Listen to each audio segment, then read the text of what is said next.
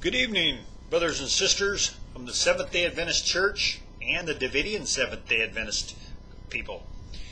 What we'd like to do tonight is a study called Jacob's Time of Trouble. This study has been pretty diversified over the years.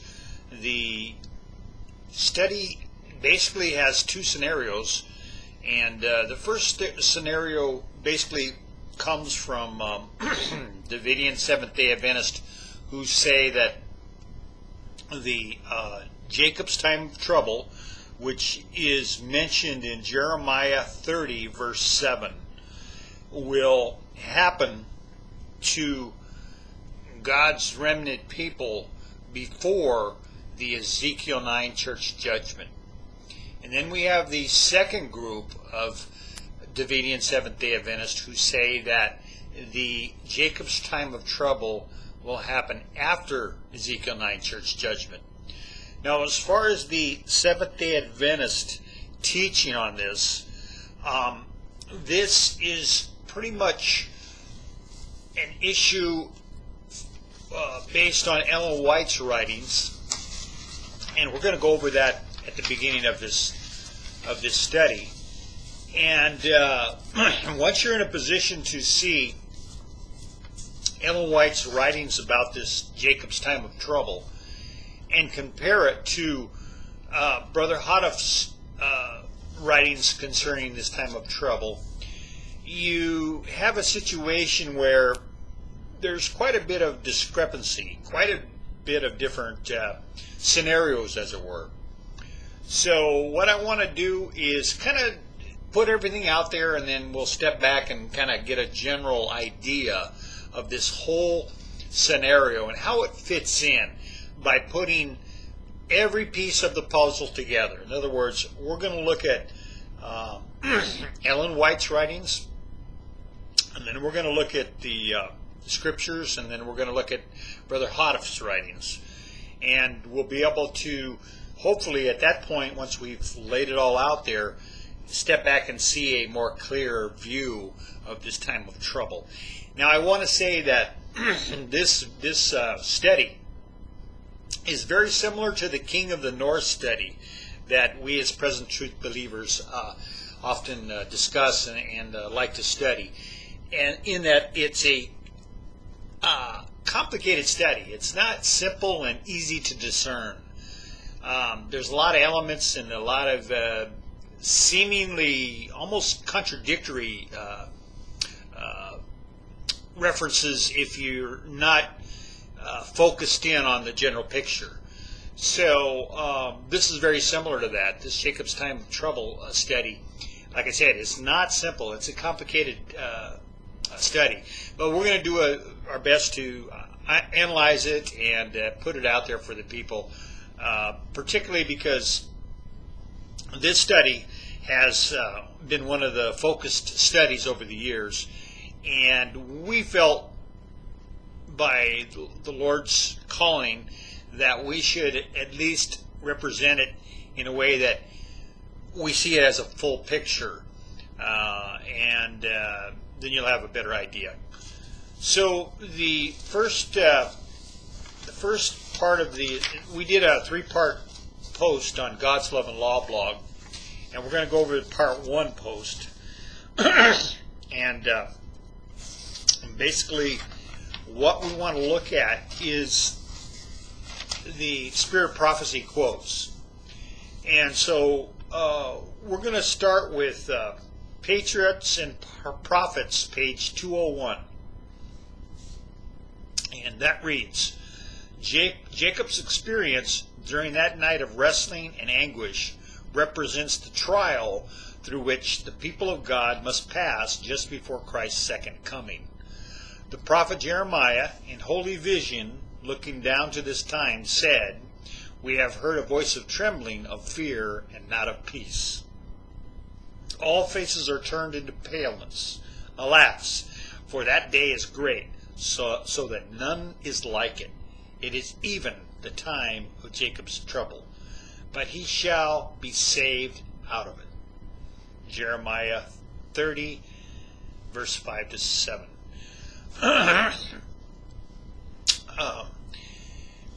When Christ shall cease his work as mediator in man's behalf, then this time of trouble will begin. Then the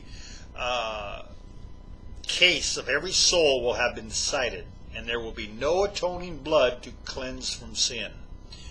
When Jesus leaves his position as man's intercessor before God, the solemn announcement is made: he that is unjust, let him be unjust still. He that is filthy, let him be filthy still. And he that is righteous, let him be righteous still. And he that is holy, let him be holy still. Revelation 22:11. Then the restraining Spirit of God is withdrawn from the earth.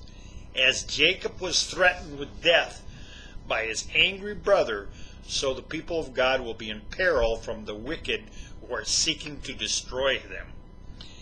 And as the patriarch wrestled all night for deliverance from the hand of Esau, so the righteous cry to God day and night for deliverance from the enemies that surround them. Such will be the experience of God's people in their final struggle with the powers of evil. God will test their faith, their perseverance, their confidence in his power to deliver them. Satan will endeavor to terrify them with the thought that their cases are hopeless, that their sins have been too great to receive pardon. They will have a deep sense of their shortcomings, and as they review their lives, their hopes will sink. But remembering the greatness of God's mercy and their own sincere repentance, they will plead his promises made through Christ to help us repenting sinners. Their faith will not fail because their prayers are not immediately answered. They will lay hold of the strength of God as Jacob laid hold of the angel, and the language of their souls will be, I will not let thee go except thou bless me. Again, that was found in Patriots and Prophets, page 201 to 203. Okay, and then we have the Great Controversy, quote, page 615 and 616. As the Sabbath has become the special point of controversy throughout Christendom, the religious and secular authorities have combined to enforce the observance of Sunday. The persistent refusal of a small minority to yield to the popular demand will make them objects of universal execration. It will be urged that the few who stand in opposition to the institution of the church and a law of the state ought not to be tolerated. That is better for them to suffer than for the whole nations to be thrown into confusion and lawlessness. The same argument many centuries ago was brought against Christ by the rulers of the people. It is expedient for us, said the wily Caiaphas, that one man should die for the people, and that the whole nation perish not. This our argument will appear conclusive, and a decree will finally be issued against those who hallow the Sabbath of the fourth commandment, denouncing them as deserving of the severest punishment and giving people liberty after a certain time to put them to death. Romanism in the old world and apostate Protestantism in the new will pursue a similar course toward those who honor all the divine precepts. The people of God will then be plunged into scenes of affliction and distress, described by the prophet as the time of Jacob's trouble. Thus says the Lord, we have a voice of trembling, of fear, and not of peace. All faces are turned into paleness. Alas, for that day is great, so that none is like it. It is even the time of Jacob's trouble, but he shall be saved out of it. Excuse me. Jeremiah 30, verse 5 to 7. And then on page 618, she says, as Satan influenced Esau to march against Jacob, so he will stir up the wicked to destroy God's people in the time of trouble. And as he accused Jacob, he will urge his accusations against the people of God. The season of distress, this is on page 621, the season of distress and anguish before us will require a faith that can endure weariness, delay, and hunger. A faith that will not faint through though severely tried. The period of probation is granted to all to prepare for that time. So, so far, what we see from Spirit Prophecy is that she takes this Jacob's time of trouble and she puts it in with the trouble of the great multitude, and how they are going to be under duress from the authorities, and how they're going to cry out just like Jacob did, and wrestle with the angel and so forth. So this is the clear indication we have so far from the references of the Spirit Prophecy. Okay, let's go to early writings, page 36 and 37. I saw the four angels would hold the four winds until Jesus' work was done in the sanctuary, and then will come the seven last plagues. These plagues enraged the wicked against the righteous. They thought that we had brought the judgments of God upon them, and that if they could get rid the earth of us, the plagues would be stayed. A decree went forth to slay the saints, which caused them to cry day and night for deliverance. This was the time of Jacob's trouble.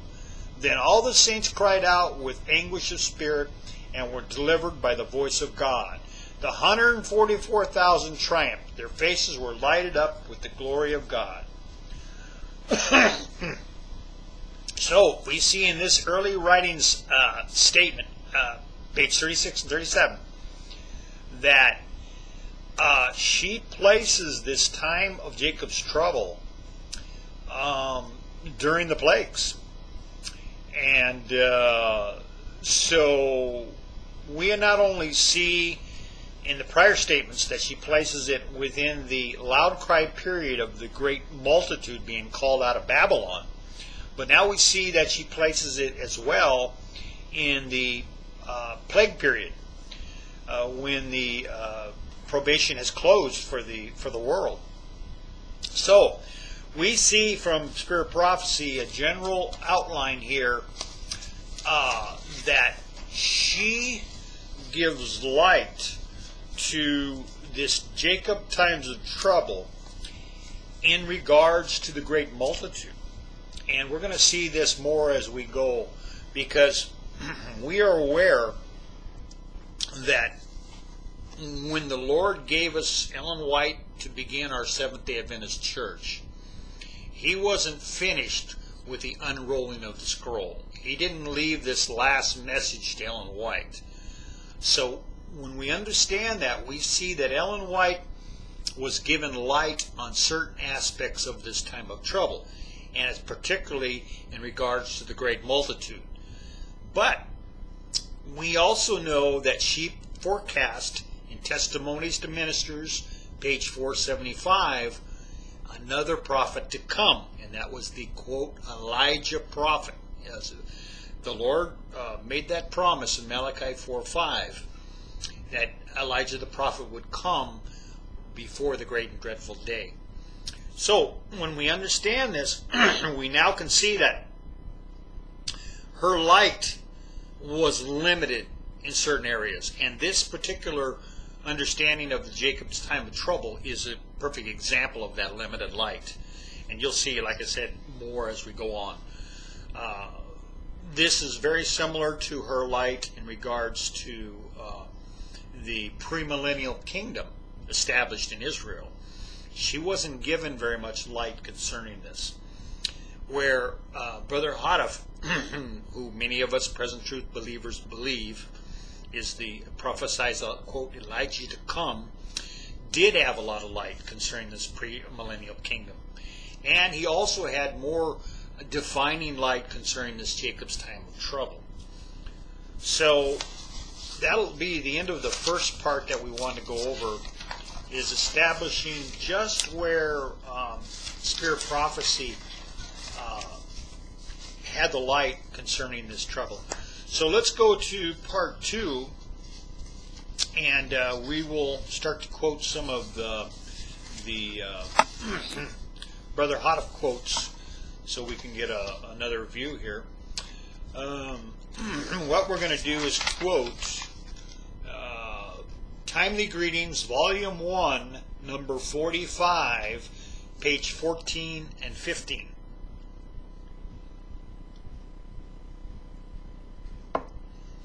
So, what we want to do is begin where it says, okay, this is where the quote begins. Brother Hodoff quotes Isaiah 66, 5 and 6. Hear the word of the Lord, ye that tremble at his words. Your brethren that hated you, that cast you out for my name's sake, said, Let the Lord be glorified. But he shall appear to your joy, and they shall be ashamed. A voice of noise from the city, a voice from the temple, a voice of the Lord that rendereth recompense to his enemies. Now this is Brother Hodoff speaking about that. Some have already had the experience of being carried bodily out of the churches for no other reason than for having read the shepherd's rod, and for having said, I believe what it says. Of course, it is incredible that men should act like demons. It is nevertheless so, and God himself testifies against their demon practice. But we do not pity ourselves, and are not at all angry at our adversaries, but we are sorry about their spiritual blindness, misery, poverty, and nakedness, for we know that the coming joy is to be ours, and sorrow and shame and gnashing of teeth theirs. This we know as verily as Jacob knew that God was with him in his flight from the face of Esau. The Esau's of today, though, do not know this. No, they do not know it any more than Esau of old knew of Jacob's night vision of the ladder that extended from heaven to Jacob's dew-soaked bed. So here we see the first quote from Brother Hodoff, and we see that there is an application of Jacob's time of trouble in his day, because he clearly calls out that some of the people in his day were being bodily removed from the churches. And so he puts a connection with this time of trouble during his current day when the message was being proclaimed by him and his followers. This application, if we look at it, extends even to today. Here's why. We know that the shepherd's rod believers, those that proclaim the message, the Elijah message, which we know is the shepherd's rod writings, are often either demoted, murmured against, shunned, demoted from positions such as deacon and elder and officials in the church. They are demoted and called into the office to ask to renounce it, or if not, they will be demoted. All this is persecution. Sure, it's not the old-time persecution of being stoned and all these old-time violent persecutions, but nevertheless, it is mental anguish. It is Jacob's time of trouble for the current application within our church. We know of a sister that she has some videos, and they show in these videos them physically being let out by the police from the church during the Sabbath study, Sabbath morning services study. The reason why is because they were speaking up against the abortions done by the SDA church. And so you can go on there and watch these terrible, terrible things. The Seventh-day Adventist official church members and leaders are using the civil arm to persecute God's remnant people within his church. And so certainly this application of trouble by Jacob and by the Esau's to the Jacobs applies today. So let's keep that in mind as we go further, that the application that Brother Hodoff says in Timely Greetings, Volume 1, number 45, page 14 and 15, applies not only in his day, but it continues down to our day. So there is trouble that we need to consider from the Esau's. Okay, so we're going to go now to the fundamental beliefs. Now, as we all know, as Seventh-day Adventists and Davidian Seventh-day Adventists, that fundamental beliefs are our core beliefs. They're what the rock upon which we stand as our faith. And in fundamental beliefs, page 13 and 14, we want to look at the numbering of those fundamentals, and you'll see that there's a sequence that happens where Brother Hodoff definitely shows the time setting for this Jacob's time of trouble. Now, keep in mind that he just already called out a current application, but however, he's going to illuminate more as this goes. So in number 6, we read that the angels letting loose the 4 winds to blow over the 4 corners of the earth, Revelation 7:1, does not anticipate a world war, but rather a worldwide decree enforced throughout Babylon by the image beast, and that then no one may buy or sell save he who worships the image, Revelation 13, verse 15 to 17. That was number 6. Now he has number 7, that subsequently the time of Jacob's trouble, Jeremiah 37, for the 144,000, the sons of Jacob, logically develops on their way home, Genesis 32, verse 1 and 24, to the land of their fathers, Ezekiel 36, verse 28, 37, verse 21 and 25. And this can be found again, as I said, in fundamental beliefs, page 13. Now, as we go down farther, we come to number 10 of the fundamental beliefs. And it reads that with this sequence of events will ensure the loud cry of the angel that lightens the earth with his glory, Revelation 18:1. As the other voice cries, "Come out of her, my people, that ye be not partakers of her sins, and that ye receive not of her plagues," Revelation 18:4. And again, that's found in Fundamental Beliefs, page 13 and 14. So, here we see our core beliefs as Davidian Seventh-day Adventists. Now keep in mind, the Davidian Seventh-day Adventists, so for some of you that may not be aware, believe in all the, I believe it's 28 now or 29, I'm not sure, fundamental beliefs of the Seventh-day Adventist Church. They do not deny any of them. We did a post on one of our websites, Hear You the Rod, where we countered Stephen Bohr and Ismael Rodriguez's 10-day seminar where they came in and blasted the Shepherd's Rod and the Davidian Seventh-day Adventist faith. And they, Ismael Rodriguez called out the Davidians and said, well, they don't even believe in the Seventh-day Adventist fundamental beliefs, and that's outright lie. So, just so you know, they believe in all of the fundamental beliefs of the Seventh-day Adventist Church. There's no doubt about that. That's published. Now, what they also believe is the supplemental fundamental beliefs, and I believe that's 14 or 15. I don't really know how many that is, but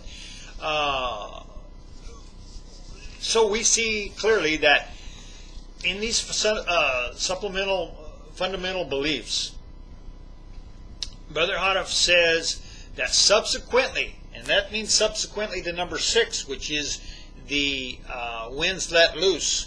Well, we know as present truth believers the winds will not be let loose until the Ezekiel 9 church judgment happens. So this is beyond clear. Okay, we should not have any question as our core fundamental beliefs. Now, the reason why we wanted to do this post is because we need to clear this up as us present truth believers, because many present truth believers go by what's known as the new codes. Those are the ones that Brother Hodeff's wife, who went apostate after Brother Hodeff died, decided to take it upon herself to publish what's called the new codes. These are sermons that were found in file cabinets or somewhere that Brother Hodeff did not choose to publish, but she took it upon herself to publish it. That was her publishing career. She went ahead and did it upon herself. Her and her council decided to publish these so-called new codes. Well, they're supposed to be new sermons that Brother Hodeff made, yet he himself did not want that published. He never made a directive. He never said he was going to do it later. There was nothing in that effect. He put them away, and by the inspiration of God, they were to stay away and not be published. Well, if those that follow the new codes, they read in volume 11, volume 12, volume 13, there is several references in these new codes that confuse the matter. For they say that Jacob's time of trouble is clearly before Ezekiel 9. Okay? So, what are we going to believe as present truth believers? Are we going to believe these new codes that are suspect, and it's proven beyond doubt that they do have error? Okay? So, we going to believe suspect codes, or are we going to go by the fundamental beliefs that the prophet wrote here? It's a no-brainer. We should simply stay on the side of truth, and that is that supplemental fundamental beliefs by us as God's 144,000 striving to be among the 144,000 is clear, and we shouldn't have any issue with this issue. So that's more from Brother Hodeff on the quotes that concern the time setting of this Jacob's time of trouble. Now, one of the best questions that I have heard, particularly this question comes from the New Code believers, is once the 144,000 are relieved of the terrors, how can it be that the dead Esau's, we know that Ezekiel 9 will eliminate the unconverted, which is typified by the Esau's of the church, how can they cause trouble on their way home to the kingdom, the land of Israel, to set up the loud cry? How is this possible? That's a very good question. And one of the things that we need to look at is the type. Now, when we remember the type, which was strictly the returning home from Jacob to go into the land, the Holy Land again, he had trouble, yes, but was that trouble from Esau? No, it wasn't. Esau never troubled him. The trouble came from Jacob's mind. Jacob was tormented. He had mental anguish of visions of when he heard that Esau and some of his men were coming to meet him. He had visions of terror. He had remembered that Esau was upset with him prior, and so all these visions in Jacob's head, and also the wrestling with the angel, all served as trouble to Jacob, but it was mental anguish trouble. It wasn't physical. It wasn't a clear warning from Esau. It wasn't anything that Esau did to persecute Jacob. This was a non-event. So this is one thing we have to remember, is that on this trip back to the Holy Land, to the kingdom after Ezekiel 9, these Esau's, whoever they may be, aren't going to persecute the 144,000. The 144,000 in antitype must go through this. And we're going to give another quote here from Brother Hodoff in a minute. But we see that whatever trouble is going to happen is going to be a mental anguish trouble. It's a fear trouble. So let's go over to the quote from Brother Hodoff. It's found in Timely Greetings, Volume 1, number 47, page 14. Jeremiah 30, verse 4 to 6. And these are the words that the Lord spake concerning Israel and Judah. For thus saith the Lord, we have heard a voice of trembling, of fear, and not of peace. Ask ye now, and see whether man doeth travail with child. Wherefore do I see every man with his hands on his loins, as a woman in travail, and all faces are turned into paleness. The cause of the fear, this is Brother Hodoff speaking now, the cause of the fear here forecast is fundamentally needless and unnecessary, declares the Lord. Jeremiah 37, last, for that day is great, so that none is like it. It is even the time of Jacob's trouble, but he shall be saved out of it. Okay, this is Brother Hodoff speaking about this verse. The people that have come to this antithetical time of trouble are returning to the homeland, are comforted. Apparently, it is bad enough to frighten all, but God's encouraging counsel is, fear not. Plainly, the burden of this chapter is concerning the antitypical returning to the homeland. Though terrible the trouble may seem, yet the outcome of it is to be the same as in type. So here we see that clearly there's no reason to fear, and it's unnecessary. This is Jacob's time of trouble during the return to the homeland. Now, this is just something I'm going to throw out. I don't know this is how it's going to play down. I'm just throwing this out there for consideration. We know that in track 14, page 22, that it says, while let me get that for you. While the powers of the earth are engulfed in a gigantic war, the wicked in the church shall be cut off, no more to pass through her. Track 14, page 22. So we know that Ezekiel 9 happens in the gigantic war in the Middle East.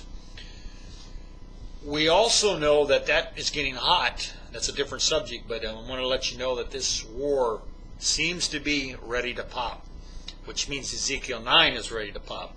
So we must clearly keep ourselves focused and ready. So once this war happens and it's done, the land is cleared out, and the few that survive are the ones that the Lord hid in His anger, like the word says, that they were found worthy to escape the terrible war and destruction. No doubt there's going to be armies, victorious armies. We don't know whether it be Russian army or Iranian army or whatever. Whoever there's going to be in that land are going to be victorious and proud and think thoughts of conquering, and now the land is theirs, right? Well, the 144,000, no doubt at that time, will sense that the